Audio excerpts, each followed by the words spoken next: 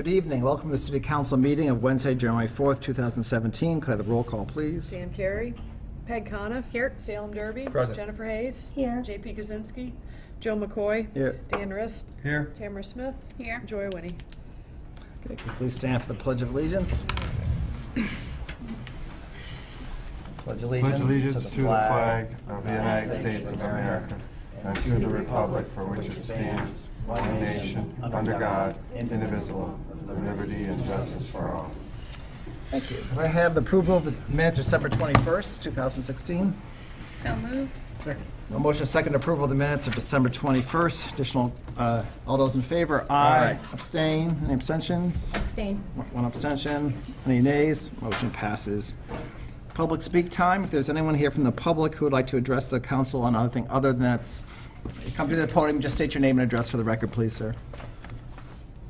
I can't talk. Oh, okay. I had a stroke. Oh, okay. Would you like me to read the letter for you then? Yes.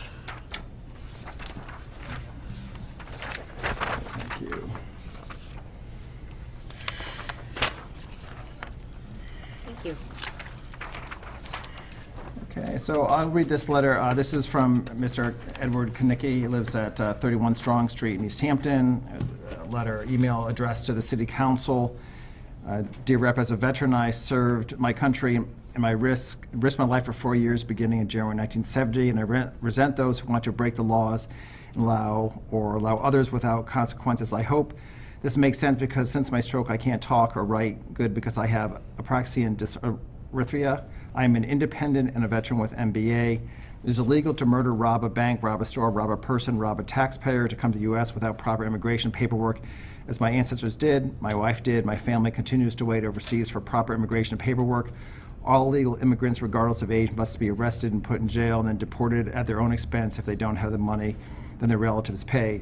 Take the pledge to obey, enforce federal immigration laws in Massachusetts, and there is an additional in the format of a resolution, whereas the subject of legal immigration enforcement in America is a matter of preeminent importance to every local, state, and federal taxpayer, and whereas it is a fact that the legal immigration touches our lives in many ways, without a doubt, a portion of the true cost of illegal immigration is in local, state, and federal taxes we pay, whereas a majority of the Americans agree that the reason we have legal immigration is that past federal, state, and local enforcement issues have been grossly inadequate, and whereas a modest estimate of the total net cost to American taxpayers each year is $113 billion.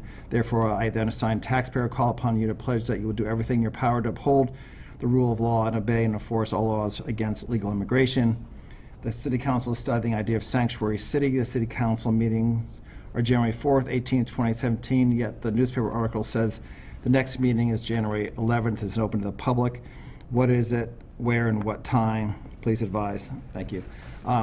Again, this is because I think if you were here the last time, we can't deliberate this now, but this is certainly part of the record, public record. I can tell you that the January 11th meeting is the ordinance subcommittee meeting, and that is where there's going to be additional discussion, public participation of that topic. So you're right, it's not a regularly scheduled City Council meeting. It is the ordinance subcommittee special meeting on January 11th. What time is that? 6 p.m. At 6 p.m. in these chambers, right here. Okay, thank you very much for your comment. Anyone else from the public who'd like to address the council concerning something other than what's on?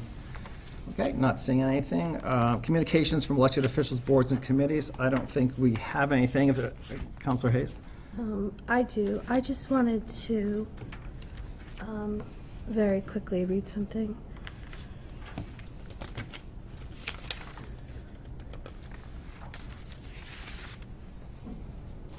I just wanted to take a moment to offer my condolences to the city of Holyoke in the wake of the horrific fire that took place in their community on January 1st that killed 3 people, including East Hampton resident Trevor Wadley, a much-loved employee and friend of Riff's Joint.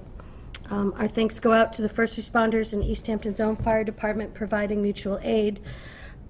Mayor Morrison, Councilors Valentin and LeBron were instrumental in organizing the many volunteers who brought household items. They sorted supplies and moved these objects, these devastated neighbors into safe housing pretty quickly. It was an impressive outpouring of community assistance. So again, our condolences and support to the city of Holyoke. They've created the Mayor's Relief Fund to help support the victims as they start putting their lives back together. And those can be made in person or online. So I timed a post with that information on Facebook. It should go up at 6:30. So it'll have the address to City Hall, what you make the check out to, or a link to the GoFundMe. But they had a pretty rough weekend. Okay, thank you for that information. Anyone, any other counselors would have a comment or news for the community? Okay, Mayor Communications. No Mayor Communications, moving right along. Stay in the committees, Counselor Risk, Finance. The Finance Committee met on the 25th. I'm not remembering what the date was, but we met and approved the two subjects for tonight's public hearings. I would like to indicate that we will have a meeting next Wednesday at 5 o'clock. That is if Councilor Coniff can make it, because Councilor Carey cannot. I plan to be there. Okay. At that time, we will deal with the two items that have been given us, and I'd like to, under new business, make a first reading and move them to finance, if I would, Mr. President. Okay. The first is an interdepartmental transfer. A request is hereby made for approval of the following appropriation. $45,056 to be transferred from the reserve fund, $45,056 to be transferred to fire sick leave buyback, $45,056 for the following purpose: to provide funds for 2 retiree sick leave buyback, submitted by the mayor, the chief of the fire department. Second item is a request from the mayor for borrowing authority. Request is hereby made for the following. The amount requested is $450,000 to be funded by borrowing, to be borrowed or bonded for the purpose of paying for the complete street design of Union Street between Cottage Street and Main Street. Both of these items I would like to move be sent to Finance Committee for review. Second. Okay, motion is second to move the previous 2 items to Finance for additional review. Additional questions or comments? All those in favor? Aye. Opposed, abstain? Motion passes. That concludes, Mr. President. Okay. Councilor Riss, okay, so I was very curious that 450 bonding, is that going to be It's at better. Wednesday's meeting? Probably. Yeah. It's over. Okay, Public Safety, Councilor Hayes. Thank you, Mr. President. So we met last night. Councilor Carey wasn't available, and Councilor Derby and I did move forward the on-street parking section of Pleasant Street. So I'd like to set a public hearing for that, please, for the Okay. 18th. I'll second the motion. Okay, Thank you. a motion is second to set a public hearing for the public parking on Pleasant Street for January 18th, 6:15 p.m. in these chambers. Additional questions or comments? All those in favor? Aye. Opposed, abstain, motion passes. And I would also like to, in the form of a motion, get a 90-day extension on the Mobilite pole location. Second. Okay, we have a motion is second for 90-day extension for the mobile light pole location. Additional questions or comments? All those in favor? Aye. Opposed, abstain, motion passes.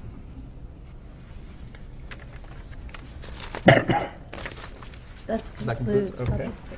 Appointments, Councilor Smith. Thank you. The Appointments Subcommittee met earlier tonight in the downstairs conference room, and we considered 2 mayoral appointments.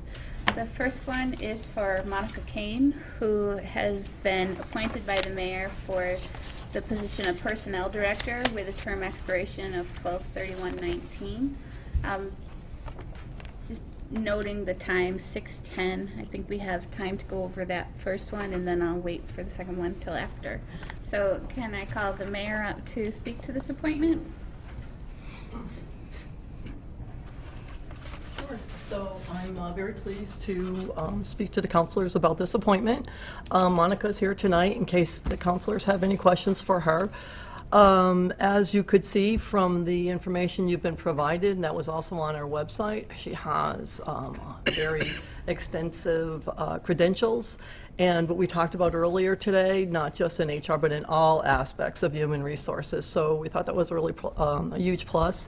We had a good group of candidates for the Director of Personnel. And what I did is I set up interviews. So the interview process consisted of myself And I wanted to think of all the offices that it definitely really relates to, which are, so I was in the interviews, our police chief, our fire chief, our DPW director, our finance director, and our auditor, and also my assistant. So these offices directly relate to this job, whether it's payroll, benefits, union, you know, all different aspects. And hands down, right after that interview, it was unanimous. Everybody agreed that this was the person that we wanted to offer the position to, and I offered it I think the very next day. So we're thrilled to have her here. She not only, and again, as I spoke earlier, she not only has extensive credentials and has enormous amount of background in human resources, she also has a wonderful personality. She's very personable, and that to me was it really mattered in a position as a personnel director, so that people could feel comfortable coming to her with any type of concerns that they might have.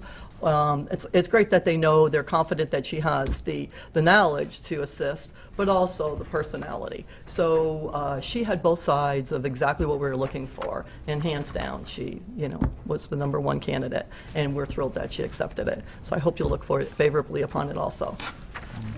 Thank you.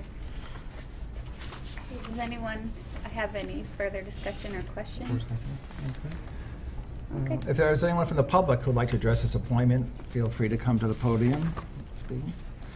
Okay, I'll just, so I was at the appointment subcommittee and reiterate sort of what the mayor said, that she, you know, from her resume, you can see she has a really extensive history in human resources, and one of those situations where, you know, a higher job out in Chicago didn't work out as far as the long-distance commute, and I think East Hampton has benefited from that unfortunate job not working out. And then also from the little interaction I've had, she has, as the mayor mentioned, a really nice personality that is important when you're dealing with difficult personnel issues. So I certainly would be in favor of that. Councilor Rist? I just wanted to add that I commend the mayor for her process. I think oftentimes people think that the mayor just interviews a couple of candidates and puts them forward, but when we're going to approve a department head, the fact that the mayor used other department heads to help her, and she didn't have to do this, to help her interview, to help her decide on a very important position, indicates to me that what we have in East Hampton is a team-based concept of administration, which I believe is absolutely imperative in operating in a small city. And I commend the mayor and I commend her administration for the method at which she is going about interviewing these very important candidates. I believe you did that for the last one, and I think it's excellent. Thank you. Okay, Councilor Smith, I'll entertain a motion. Okay, I'd like to make a motion to move the mayoral appointment of Monica Kane for the department as the personnel director with a term expiration of December 31st, 2019 to the full city council. Second. A motion is second to accept Monica Kane as personnel director. Additional questions or comments? All those in favor? Aye. Opposed, abstained? Motion passes. And as you said, Councilor Smith will come back to attend public hearings. So I'll entertain a motion to open public hearings. So moved. Second. A motion second to open public hearings. All those in favor? Aye. Opposed, abstained? Public hearings open. Councilor Rist. Thank you, Mr. President. The first interdepartmental transfer is for $49,229. Both of these public hearings tonight are fairly simple and straightforward.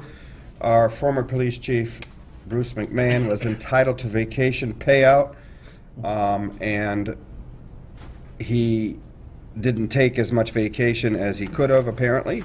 So he's entitled to this funding by virtue of his contract, and that's the bottom line. The mayor funded it, and that's about all I have to say on it. I think it's obviously we have to do these things when our major department heads retire. So if anybody has any questions for me or the mayor or the finance director. I'll leave it. If anyone from the city would like to comment, please feel free to come up. Or if not, anyone from the public would like to address this appropriation, feel free to come up and state your name. Okay, Councilor Rist, I'll entertain a motion then. I move that we approve the following appropriation. The amount requested is $49,229.24 to be transferred from the reserve fund, $49,229.24 to be transferred to police full-time regular salaries, $49,229.24 for the purpose of providing funds for the chief of police retirement. Okay, motion and second to approve the interdepartmental transfer for $9,229.24. Quick question. I heard you say vacation, and I think, I would imagine this also includes sick time, buyback, et cetera? I actually did not mention that because I did not remember whether that was the case. If you would like an answer to that question, I'll remove the motion from the table so that the mayor can answer. I would love to. All right, I would therefore ask that the motion be removed and the second be removed. I remove my motion. Okay, so motion second and removed, so if the mayor could just address that for us then. It just was a question. It sounded like a lot of unused vacation time. I was hoping it was. sick leave, but I That's a wasn't lot of sure. vacation. Yeah. Yeah, I'm happy to answer that for you, JP. Yes, it includes buyback sick time, accrued vacation time, not unused vacation time, and accrued time. So it's more than just the vacation. That all Have makes to sense. Just out of vacation, our sick time buyback is at what rate? Right now, 50% of unused days? Right. Is up there a to maximum? Yes, there is a maximum. Okay. And it's per their contract. And do you happen to remember those figures off the top of your head? I'm pretty positive it's 175, it's 700 hours, but it's half of it. That's Half the of- max. Okay, is the max. Yeah. Okay, right. And that's per contract. Excellent. Exactly. Thank you. Just wanted to clarify. I Appreciate that. apologize to the council for not having an answer to that because I was pretty sure, but I didn't write it down. Oh, no problem. Okay, we'll entertain that motion I would again. like to move that the previously read interdepartmental transfer be put forward once again.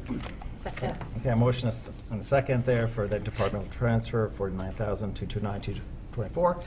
Additional questions or comments? All those in favor? Aye. Opposed, abstained, motion passes. The next is pretty much housekeeping with regard to our law. Our new tax collector is looking at laws and understanding that Chapter 2, Article 4 of our ordinances needs to be updated. The city ordinance has to be coherent with new state law, so there's two items. You received this in your packet that are being changed. First is in Section 276. It's pretty straightforward, so I'm not going to read it. You see what's removed and what's added. And then the second one is 279 waiver. The city council is not in charge. It's the mayor's office that's in charge of tax collection, so that had to be changed. So this is housekeeping. If you have any questions, finance director is here to answer them regarding why we need to do this, but it seems pretty straightforward. It did to the committee. Committee voted 2-0 to approve it. Finance Director, do you have anything more you'd like to add to what? Are there any questions for the Finance Director then? You sure? I think. Okay. Anyone from the public who would like to address this appropriation? Okay, Councilor Rissman. I know that the clerk gave me the proper motion. Just give me a second. All right.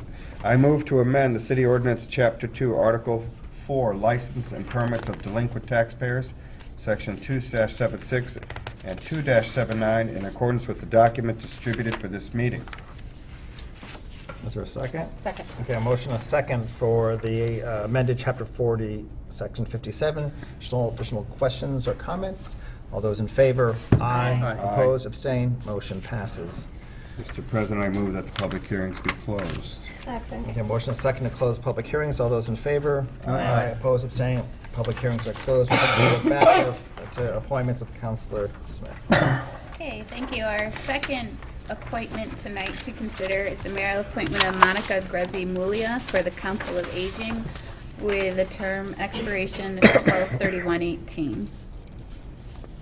I just want to note that Monica Mulia is a registered nutritionist, and knowing that the Council on Aging has a lot of programs that offer nutrition education, I think it's a really good fit for the council.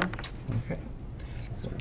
Any additional questions or comments concerning this appointment?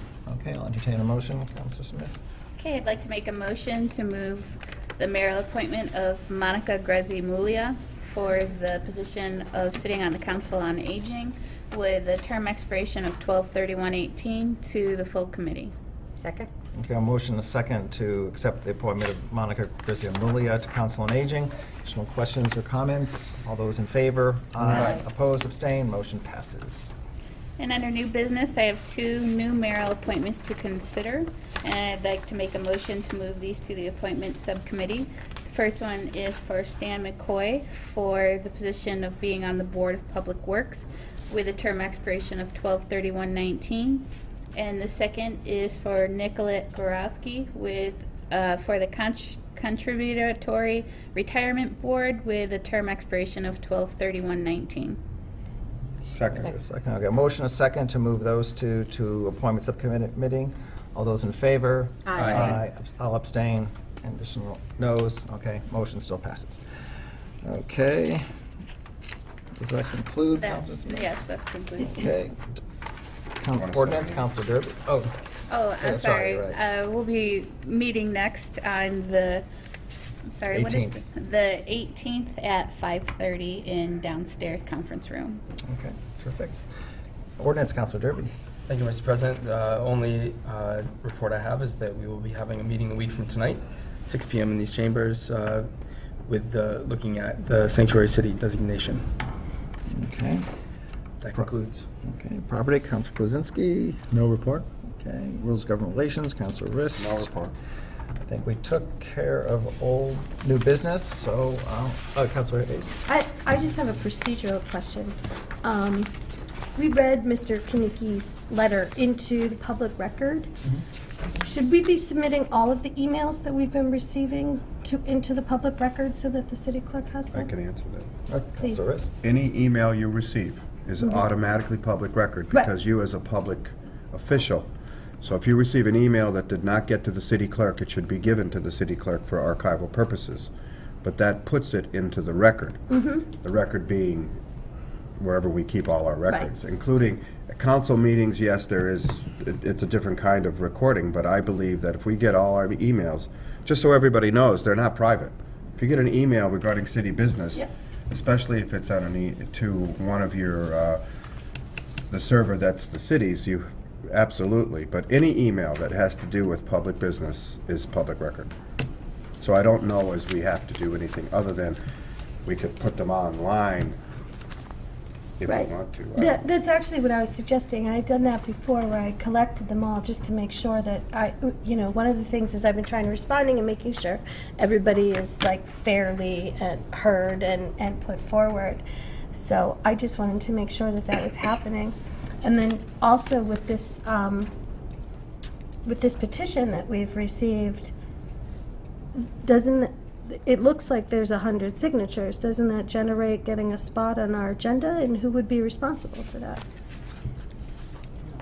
Yeah, so I think, I don't know about it was a petition. There is a procedure to take. if I it was don't a really procedure. understand what the ask is on this either. But I Right. just want to make sure, there are people who have put a lot of effort into this, and to make sure that it doesn't just, this was just sitting in my inbox. Yeah. I didn't even know about it till tonight. The topic is certainly on our agenda, for sure.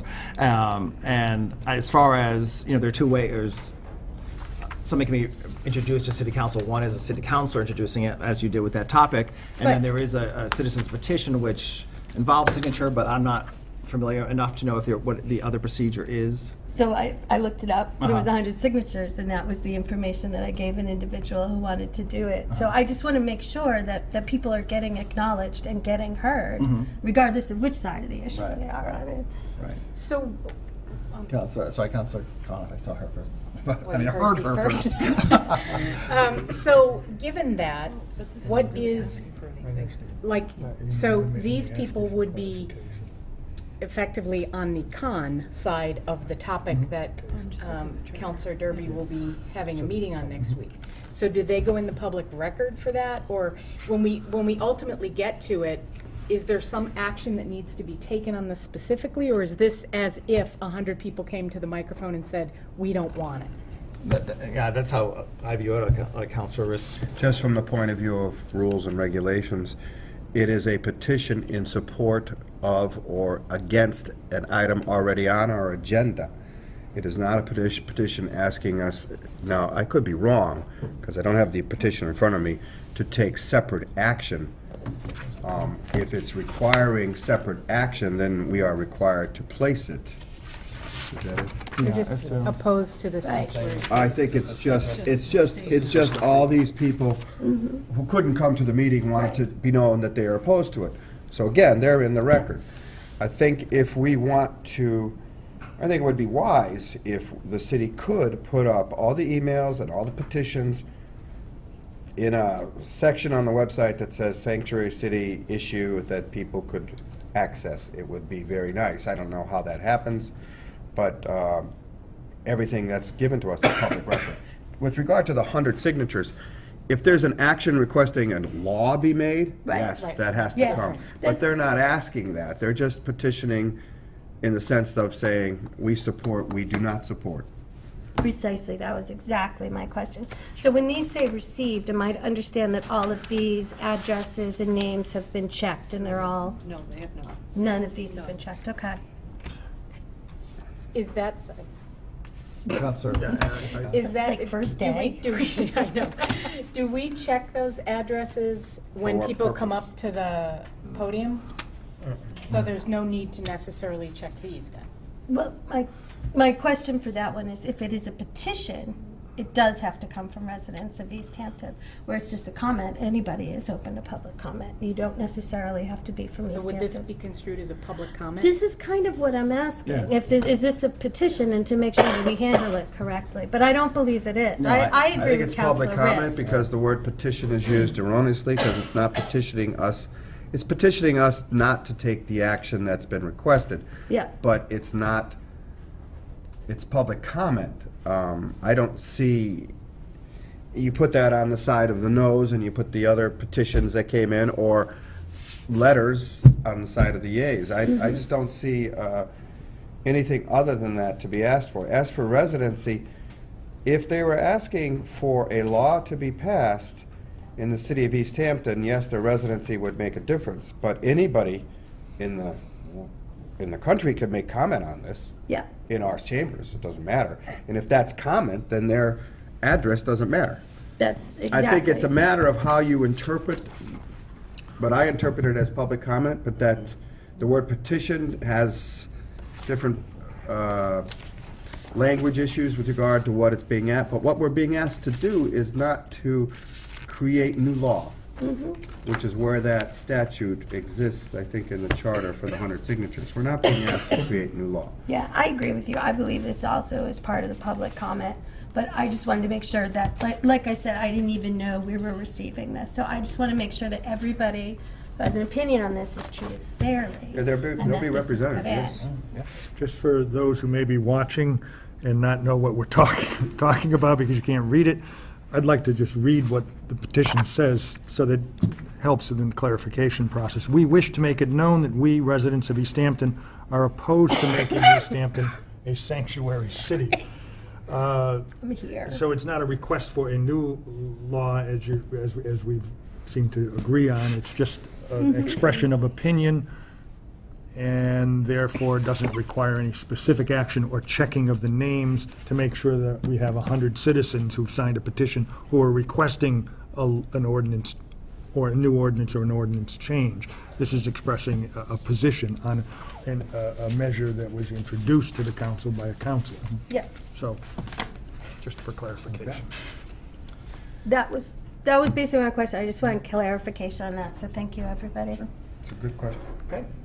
So I think we've covered new business, so I'll entertain a motion to adjourn. So moved. Second. A motion second to adjourn. All those in favor? Aye. Opposed, abstained. See you January 18th.